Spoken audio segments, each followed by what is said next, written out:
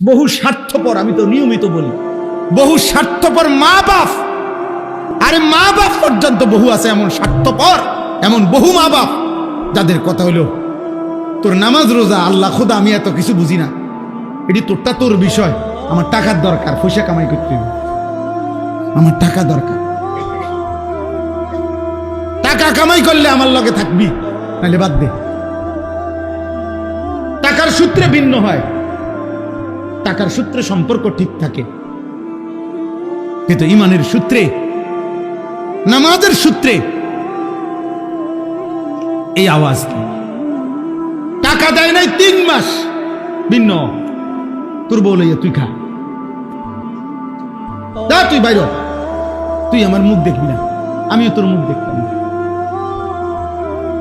বুঝেন নাই কথাটা? টেহা দেয় না, হাতে মা বাপের খবর রাখে না, খালাস, টাকার সূত্রে ভিন্ন হয়ে গেছে। কিন্তু ওই বাবাকে একবার বলা উচিত ছিল না যে খোদার 365 দিনে একদিনও ফজরের নামাজ পড়লি না, তোর মতো আল্লাহর দুশ্মন, তুই আমার থেকে আলাদা হ, বাইর হ তুই আমার থেকে, তোর মতো নাফরমান আমার সন্তান কিসের, বাইর না তো আমারে বাইর করে দে তোর থেকে, চাহ বেটা, হয় তুই আমার ফুত না, নয়তো আমি তোর বাপ না, যা।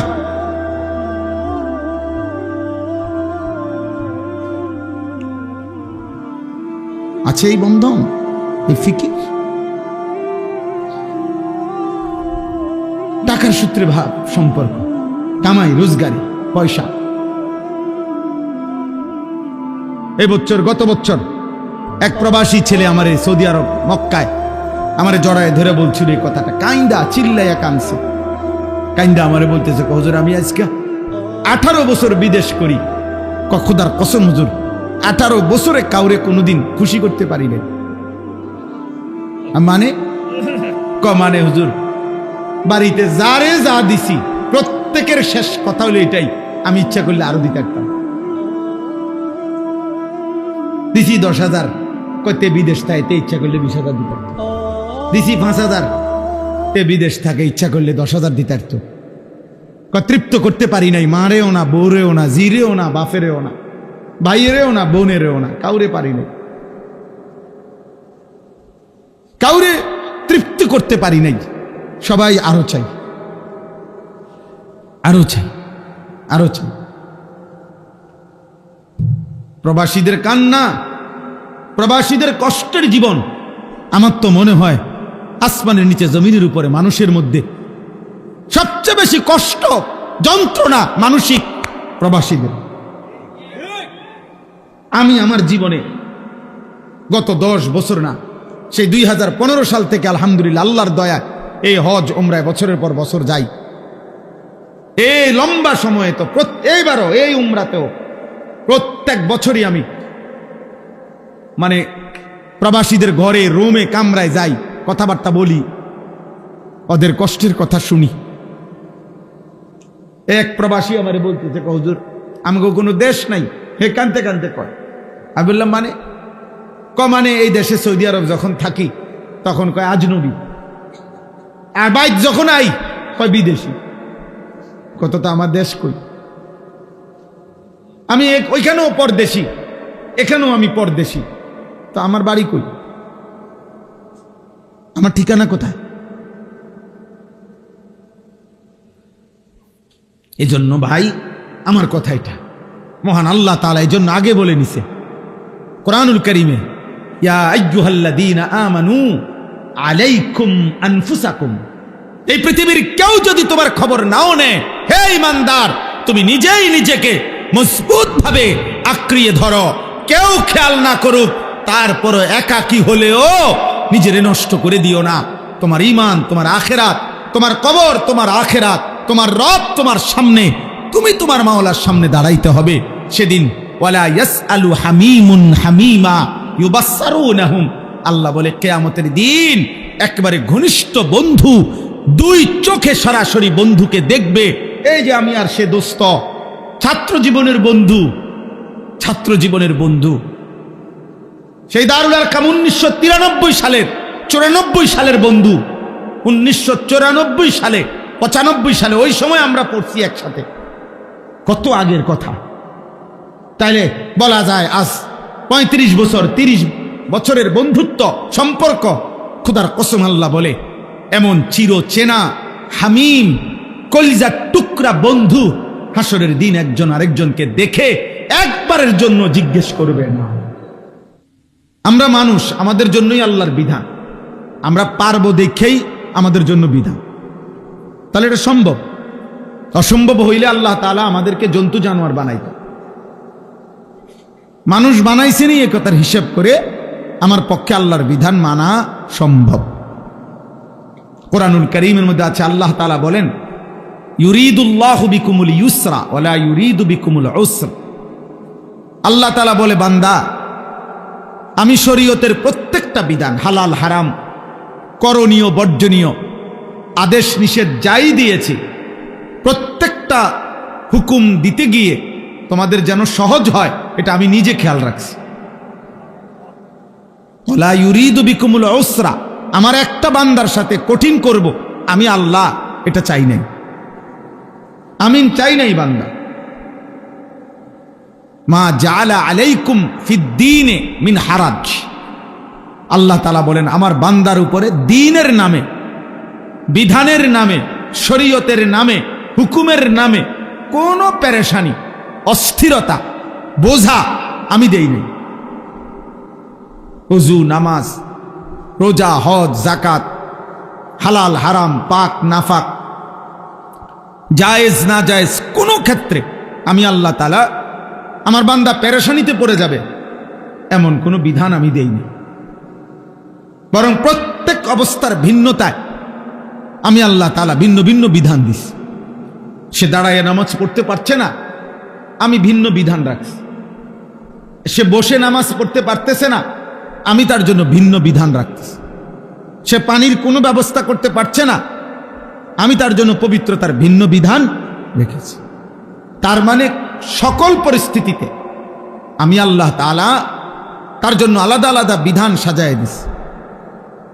আমি কঠিন করি নাই।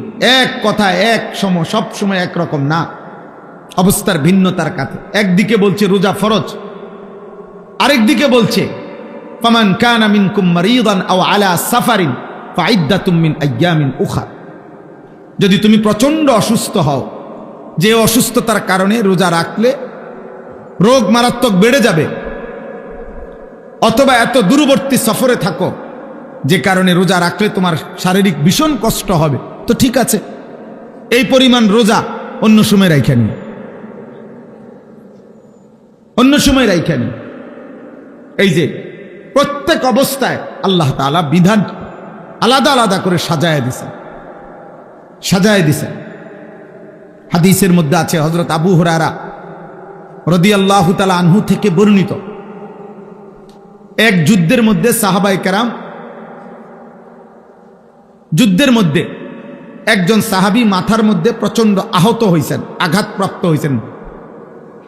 তো ওনার মাথার মধ্যে জখমের মধ্যে ব্যান্ডেজ ছিল তখনকার সময়ের হিসাবে। এখন উনার উপরে গোসল ফরজ হয়েছে, প্রচন্ড ঠান্ডা, আবার জখম। তো উনি কাউকে জিজ্ঞেস করছেন, এই অবস্থায়ও কি আমাকে গোসলই করতে হবে? অন্যরা বলছেন, হ্যাঁ, গোসল করা ছাড়া আর উপায় কি? তো তিনি গোসল করছেন, ফলে ওই জখমের জায়গা, অসুস্থতার ওই জায়গাটা বেড়ে গিয়ে ওই সাহাবী শাহাদাত বরণ করছেন, ইন্তেকাল করছেন। মদিনায় আসার পরে নবী সাল্লাল্লাহু আলাইহি সাল্লামকে যখন এই ঘটনা জানাইছেন, আল্লাহ নবী সাল্লাল্লাহু আলাইহি সাল্লাম ভীষণ রাগান্বিত হয়েছেন, ভীষণ। হায়, তোমরা তারে মেরে ফেললা, তোমরা তাকে মেরে ফেললা, তোমরা তাকে মেরে ফেললা, 3 বার বলছেন। এবং বললেন, কেন জিজ্ঞেস করলা না, কেন জিজ্ঞেস করলা না, কেন জিজ্ঞেস করলা না, আমাকে জিজ্ঞেস করলে না কেন? অস্থিরতা প্রকাশ করছেন। এরপরে বলছেন, ইন্নামা শিফাউল আইয়্যা আসসুয়াল। শোনো, এখন থেকে না জানার, মূর্খতার, অজ্ঞতার চিকিৎসা জিজ্ঞেস করা। আমার থেকে জানতা, এই লোক তো তায়াম্মুম করলেই যথেষ্ট ছিল। তাইলে ইসলাম কঠিন করতে চায় না, এক যুদ্ধে এক সাহাবী একজন কাফেরের বুকের উপরে উঠা তাকে হত্যা করবে, শেষ তরবারি চালাবে। ঠিক ওই টাইমে ওই লোকটা লা ইলাহা ইল্লাল্লাহ মুহাম্মাদুর রাসূলুল্লাহ এটা বলে উঠছে। ওই কাফেরটা, ওই সাহাবী বলতেছেন, না তুমি এখন বাঁচার জন্য এটা পড়ছ, কইয়া তাকে হত্যা করছে। মদিনায় আসার পরে নবী সাল্লাল্লাহু আলাইহি সাল্লামের কাছে যখন এটা জানানো হয়েছে, বুখারীর হাদিস, আল্লাহ নবী সাল্লাল্লাহু আলাইহি সাল্লাম এত রাগান্বিত হইছেন, তিনবার এই কথা বলছে, হাল্লা শাকাক্তা কালবা, আরে তুমি তার কলিজাটা খুললে চাইতা, তুমি তার কলিজা খুললে দেখতা, কে তোমারে বলল? সে তো একবারের জন্য হলো বলছিল, তুমি তার এরপরও গর্দান তরবারি চালাইলা কেন? তুমি কি তার কলিজা ছিঁড়া দেখছো যে ঈমান নাই? এইভাবে আল্লাহ নবী সাল্লাল্লাহু আলাইহি সাল্লাম বারবার বলতেছিলেন। সাহাবী বর্ণনা করছেন যে হায় আল্লাহর কসম, আমার মনে হচ্ছিল আমি যদি আমার মায়ের পেটে জন্ম না নিতাম তাইলে তো আজ আমি এত বড় রসুলের সামনে কথা শুনতে হইত না। তাইলে ওই সামান্য সময়ের কালেমাটাকে পর্যন্ত নবী সাল্লাল্লাহু আলাইহি সাল্লাম গ্রহণ করতে চাইছেন। এজন্য দোস্ত, এটা জরুরি বিষয়। দিন পালন করা আসলেই সহজ। গুনার জন্য অনেক কাঠখড় পোহাইতে হয়, অনেক কৌশল, মিথ্যা, চুরি, ডাকাতি, জিনা, ব্যভিচার, মদ, জুয়া, সুদ, কিস্তি, হারাম, বেহায়াপনা, বেপরদেগি, অসভ্যতা, নোংরামি, অশ্লীলতা, বেহায়াপনার জন্য অনেক কৌশল করতে হয়, অনেক মিথ্যা, অনেক ধোঁকা, অনেক লুকোচুরি, অনেক আড়াল, অনেক কিছুর আশ্রয় নিতে হয়।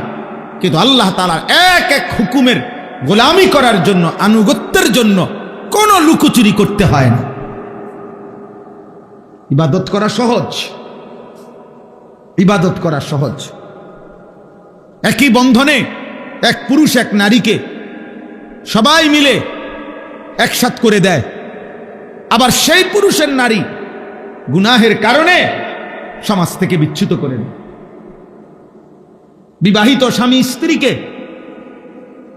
মহল্লাবাসী, বাড়িওয়ালা, ঘরওয়ালা আনন্দের সাথে এক করে দেয়, আর জেনাখোর, ব্যভিচারী, অসৎ চরিত্রহীন নারী পুরুষকে জুতা পেটা করে সমাজচ্যুত করে। অতএব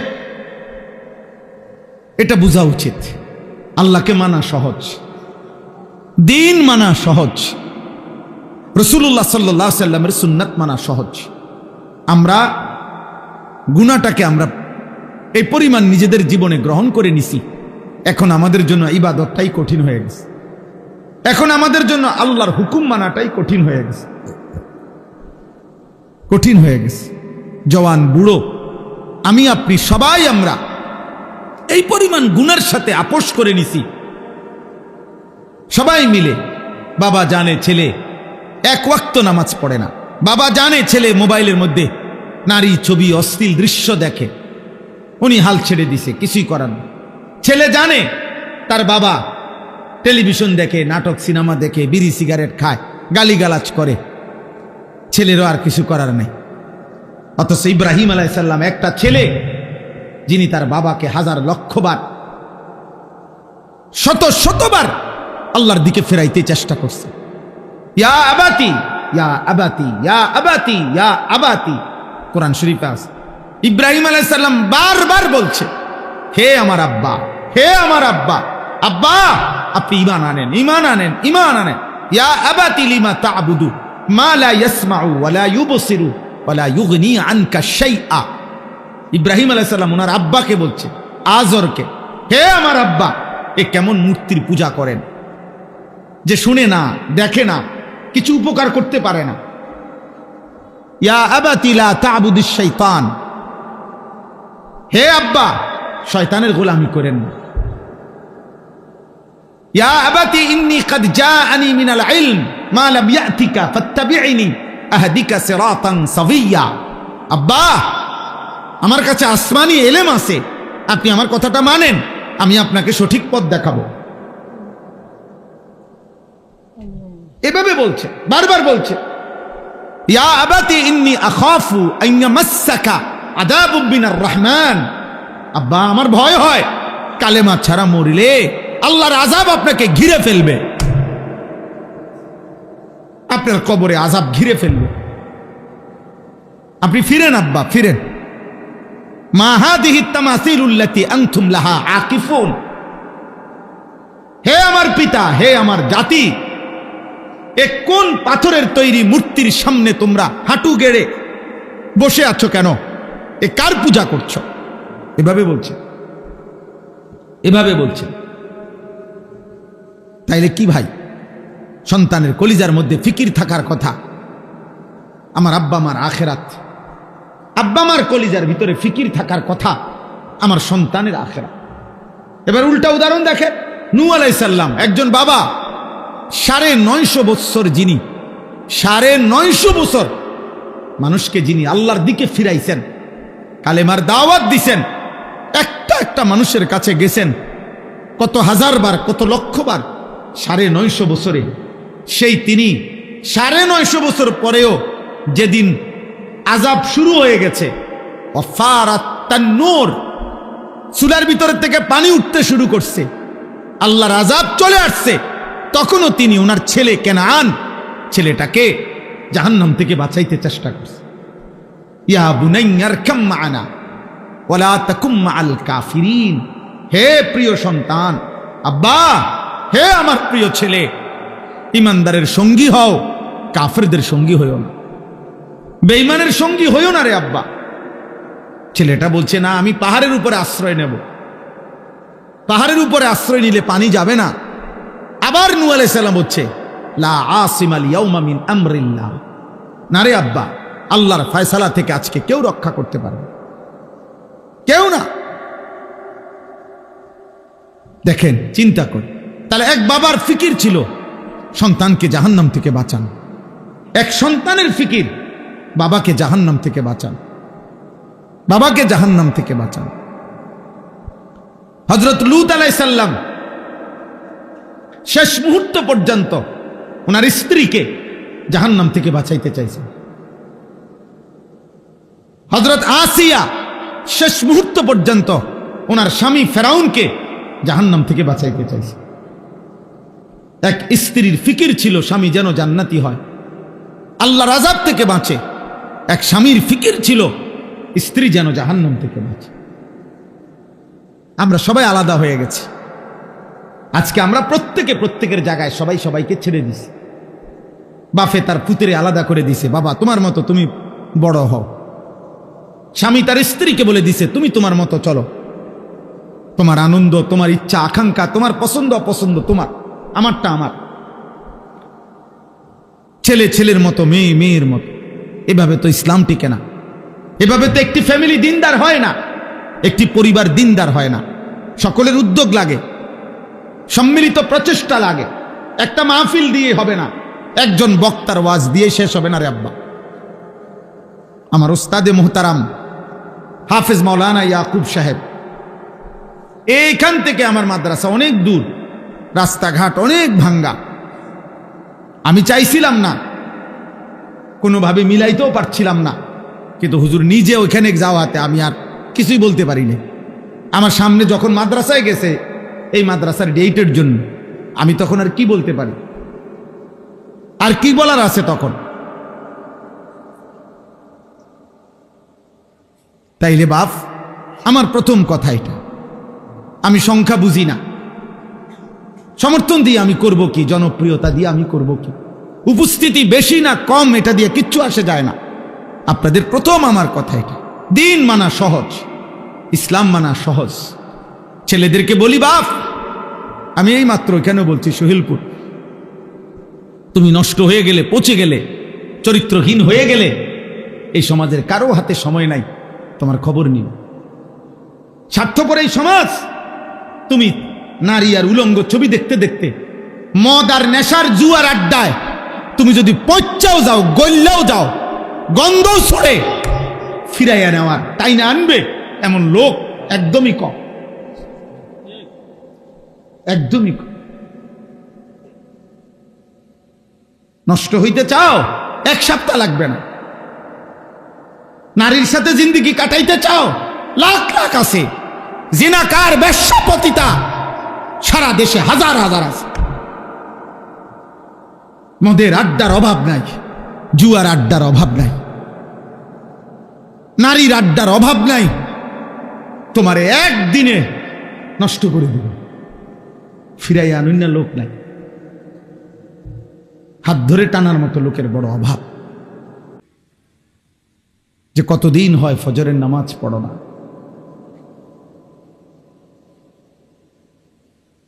কে তোমাকে বলবে